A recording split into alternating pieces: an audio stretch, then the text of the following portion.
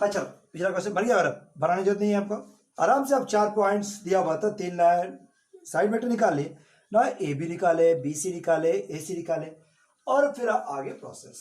ठीक है, इसमें कोई इतना मेहनत नहीं है, आप आराम से इसको कर लीजिए।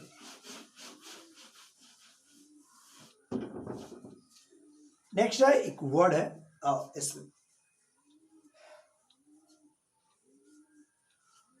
ठीक है, linear relations between the vectors. ठीक है, नेक्स्ट एक वर्ड है linear relations between the vector, linear relation between the vectors.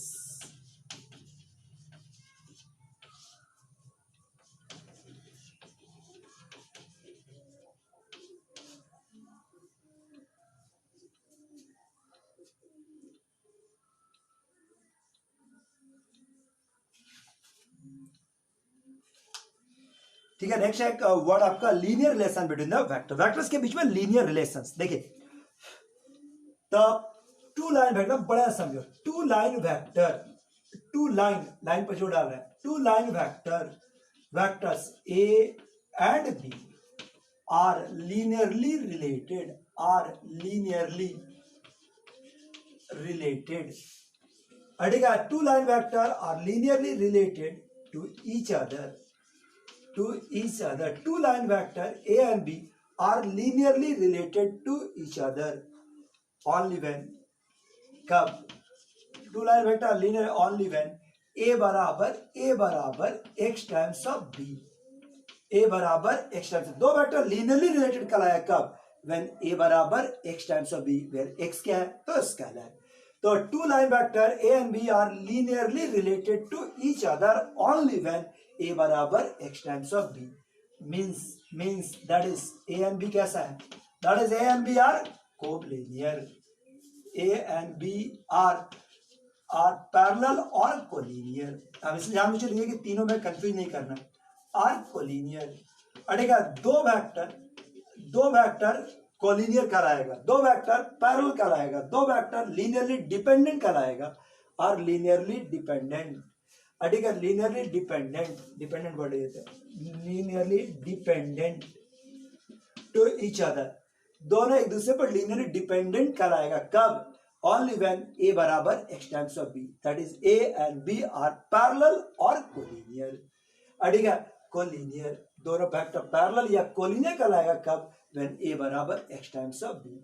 Two line vector A and B are linearly dependent to each other only when A बराबर x times of B. That is A and B are linearly or dependent. माना दो vector दे दिया जाए, check करने का रहा है कि they are linearly dependent और independent, means चेक कीजिए they are collinear or not। अब collinear चेक तो आप जानते ही है। इसी प्रकार से आएगा तीन लाइन वेक्टर, देखो three line vector A and B are linearly, देख लो बढ़िया से, अड़ेगा three line vector A and B are linearly dependent to each other। तीन लाइन वेक्टर एक दूसरे से डिपेंडेंट होगा to each other only when, केवल तभी। अड़ेगा तीन लाइन वेक्टर linearly डिपेंडेंट कहलाएगा केवल तभी when A बराबर x times of B और y times of C, means coplanar. So तीन लाइन वेक्टर दे दिया जाए और आपसे कहा जाए कि डिपेंडेंट है या नहीं, मैंने आपसे पूछ क्या रहा है कि ले कोप्लेनर और नॉट, और कोप्लेनर और नॉट, और टेस्ट करें तरीका वही डिटर्मिनेंट्स, जस्ट डिटर्मिनेंट निकाले और डिटर्मिनेंट का वैल्यू 0 आ गया तो कोप्लेनर। सो देखिए तीन line vector A and B are linearly dependent to each other only when A बराबर x times of B and y times of C, that is coplanar। So two line vector dependent कहलाएगा कब, मतलब collinear. तीन line vector dependent कब कहलाएगा, जब coplanar. इसको note कर लो।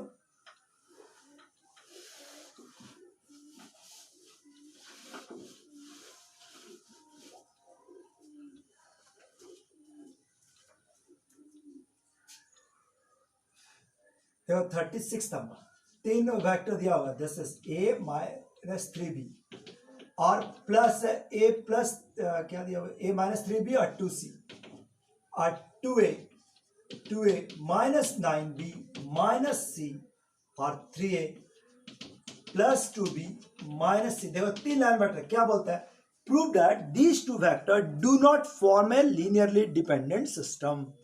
प्रूव दैट क्या साबित करके दिखाइए कि they do not forms the linearly dependent system, कि ये लीनियरली डिपेंडेंट सिस्टम नहीं बनाता है, मतलब नॉन कोप्लेनर।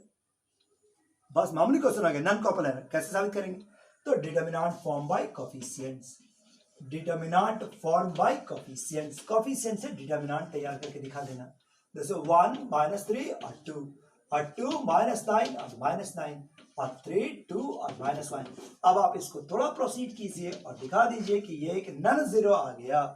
अगर नॉन जीरो आ गया तो लिख सकते हैं नॉन कोप्लेनर और लीनियरली इंडिपेंडेंट, ये इंडिपेंडेंट। बस इतना ही प्रोसेस, तो 37 बन जाएगा ना।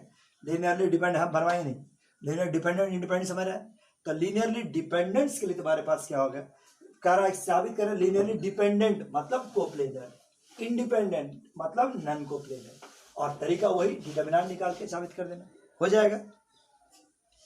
एक छोटा सा नोट करते हुए लिखो,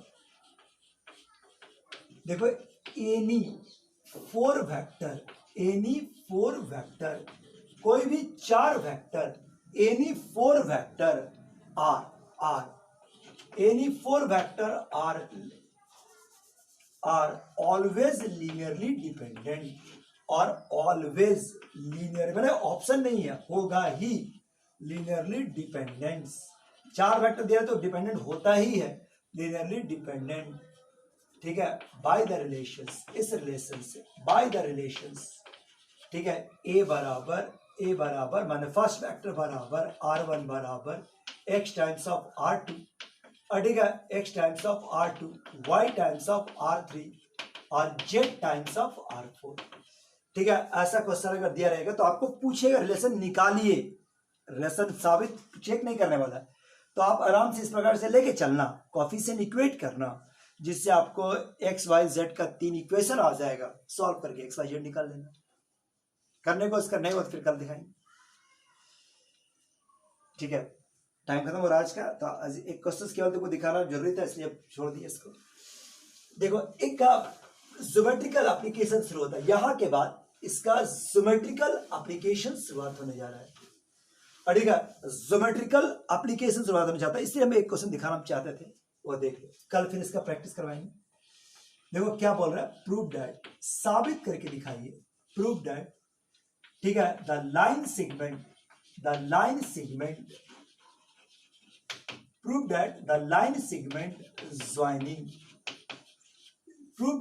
line segment joining the midpoint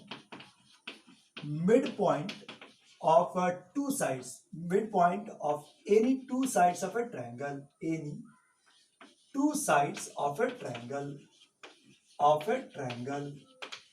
midpoint of any two side of a triangle, ठीक है, midpoint of any two sides of a triangle is parallel and equal to half of the third side, is parallel and equal to half of the third side, देखिए, prove that the line segment joining the midpoints of any two sides of the triangle is parallel and equal to half of the third sides। और इसको देखिए एक बार, क्या बोल रहा है कि कोई ट्रायंगल है, किसी ट्रायंगल के किसी दो साइड के मिड पॉइंट को मिलाने वाला जो लाइन होगा वो तीसरे साइड के, ठीक है, देखो ये आपको साबित कर, कोई ट्रायंगल इसके दो साइड्स, किसी दो साइड के मिड पॉइंट को मिलाने वाला जो लाइंस होगा वो तीसरे क्या पैरेलल और आधा होता है, यानी आपको साबित करना है कि MN is parallel and equal to half of BC, MN is parallel and equal to half of BC, यही साबित कर रहा है। तो ये वाला स्टेटमेंट तो पहले सुना हुआ लग रहा है, नहीं? तो अब पहले देखो प्रूफ किया हुआ, लेकिन अब देखो इसको वेक्टर भाषा से कैसे प्रूफ करते हैं, तब बढ़िया देखो, बहुत अच्छा लगेगा। देखो वे हैव टू प्रूफ, इसको समझो, वर्ड में लिख के वे हैव टू प्रूफ, क्या प्रूफ करना है, जगह छोटे से बिठाए, क्वेश्चन समझ गया, बिठाते हैं इसको।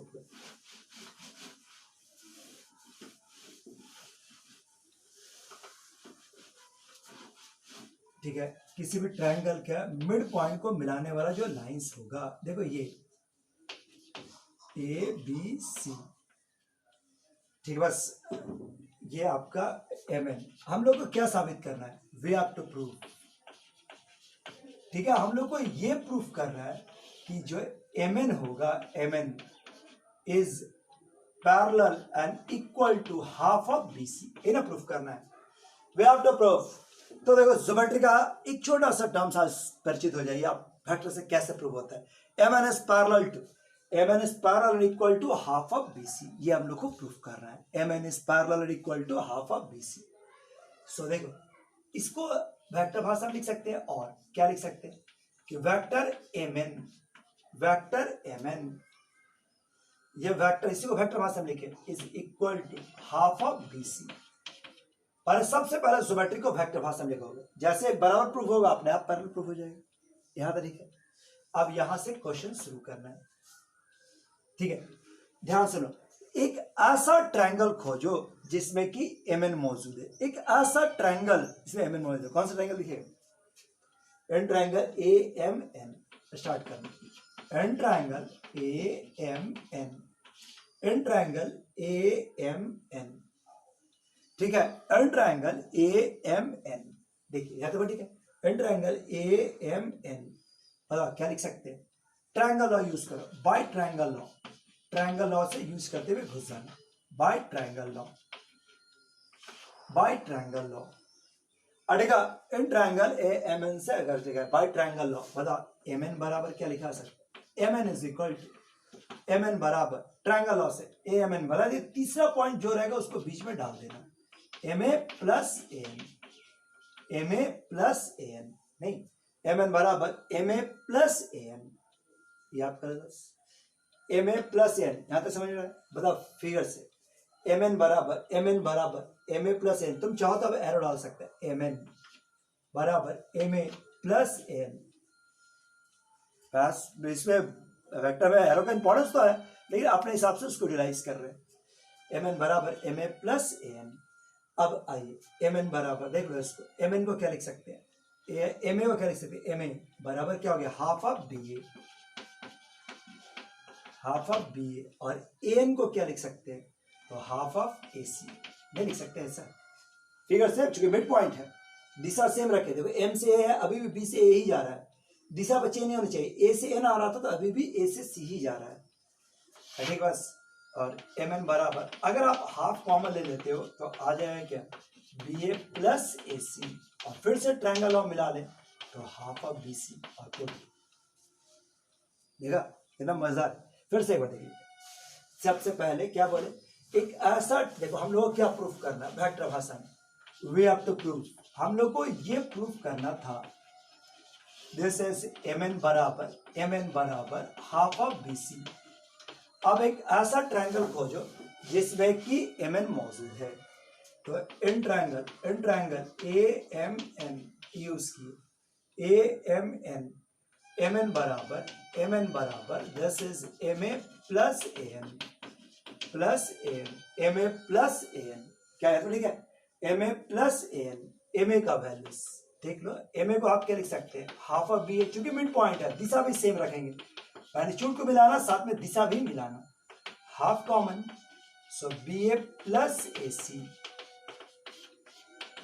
बराबर, फिर से ट्रायंगल लॉ यूज किए तो बी सी, यहां लिख सकते हैं बाय ट्रायंगल लॉ,